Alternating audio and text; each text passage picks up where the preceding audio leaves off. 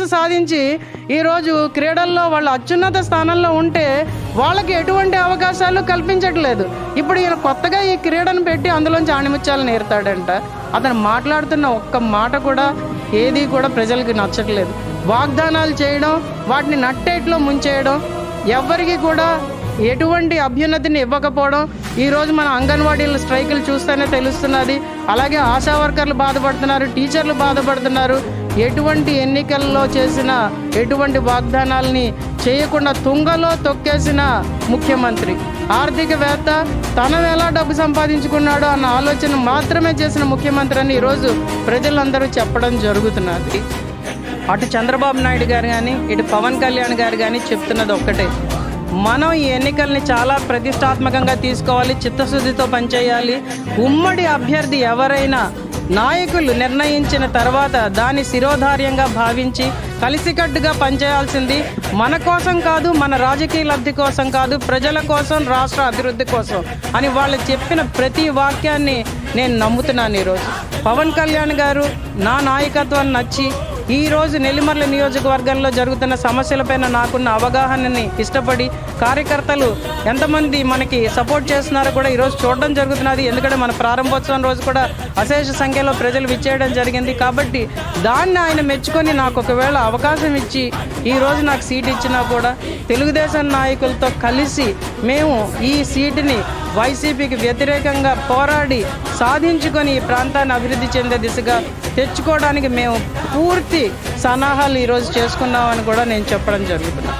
ఈ పొత్తు అనేది ఛేదించాలని, రాష్ట్ర ప్రయోజనాల కోసం ఏర్పడిన పొత్తు ఇది. దీన్ని ఛేదించాలని చెప్పి, పనికి అవ్వకుండా చేయాలని చెప్పి వైసీపీ చాలా ఎత్తుగడలు చేస్తూ సోషల్ మీడియా మాధ్యమంగా కోడై కోస్తున్నది. కానీ నేను చెప్తున్నాను, ఈ పొత్తు ఏర్పడింది ప్రజల కోసం, రాష్ట్ర అభివృద్ధి కోసం. ఈ పొత్తుని ఎవరు ఏమీ చేయలేరు.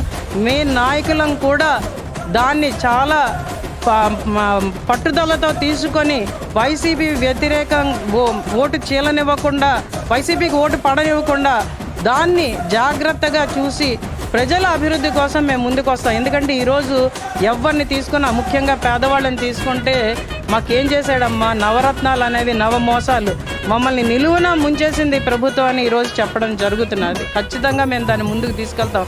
అదే కాకుండా నేను మీకు ఇంకోటి చెప్తున్నాను, చాలా ముఖ్యమైన విషయం. ఏ జనసేన నాయకుడు కూడా ఈరోజు పవన్ కళ్యాణ్ గారు మమ్మల్ని ఆశీర్వదించి మాకు అవకాశం ఇచ్చి సీట్ ఇచ్చిన తర్వాత పక్క పార్టీల వైపు చూడం. ఖచ్చితంగా ఈ పార్టీని గెలిపించి తీరుతాం. అదే కాకుండా రాపాకలాగా, రాజోలు రాపాకలాగా ఎవరైనా చేసినా కూడా, నేను చేసినా కూడా, నేను ఇందాక మా కార్యకర్తలకు కూడా అదే చెప్పాను, రాళ్లతో కొట్టి చంపేయండి తప్పించి అలాంటి వాళ్ళని క్షమించకండి అని. ఖచ్చితంగా ఆయన తీసుకునే ప్రతి స్టెప్ని మేము స్వాగతిస్తూ ఆయన వెనకాతలే ఉంటాం. నా ఆఖరి ఊపిరి దాకా జనసేన పార్టీతోనే ఉంటానని ఈరోజు చెప్పడం జరుగుతున్నది. నేను ముఖ్యంగా చెప్తున్నది, మొదటి నుంచి చెప్తున్నది కూడా, ఈ ప్రాంతంలో వనరులను ఉపయోగించుకొని పారిశ్రామికంగా అభివృద్ధి చెందాలి. ఈ ప్రాంతంలో సుమారు 400 దాకా పరిశ్రమలు వచ్చే ఆలోచన మేము చేస్తున్నాం. ఖచ్చితంగా వస్తాయి. ఆ పరిశ్రమలు కూడా ఎవరో పైనుంచి వచ్చేవాళ్ళు కాదు, స్థానికుల చేత పెట్టించి వాళ్ళని అభివృద్ధి దిశలో తీసుకెళ్ళి తద్వారా 30,000 నుంచి 40,000 ఉద్యోగాలు మన ప్రాంతంలో కల్పించేటట్టు చేయడానికి మేము కార్యాచరణ సిద్ధం చేసుకున్నామని నేను చాలాసార్లు చెప్పడం జరుగుతున్నది. ఖచ్చితంగా జరిగి తీరుతుంది. అలాగే ఈ నియోజకవర్గంలో రక్షిత మంచినీరు ప్రతి ఇంటికి వచ్చేటట్టు నేను చేస్తాను. ఖచ్చితంగా అది కూడా సాధ్యపడుతుంది. అలాగే మురికి కాలువలు, రోడ్లు అన్నీ కూడా పంచాయతీ నిధులు సక్రమంగా ఉపయోగించుకొని అవినీతి లేకుండా చేస్తే ఖచ్చితంగా సాధించుకోగలం. అదే కాకుండా మంచి విద్య, ఆరోగ్యం మన నియోజకవర్గానికి చాలా ముఖ్యం. దానికోసం నేనే కాకుండా నా వెనకాతలో ఉన్న నాయకులు, జన సైనికులు, వీర మహిళలు, తెలుగుదేశం నాయకులు కూడా ఖచ్చితంగా కృషి చేస్తామని నేను చెప్పడం జరిగింది.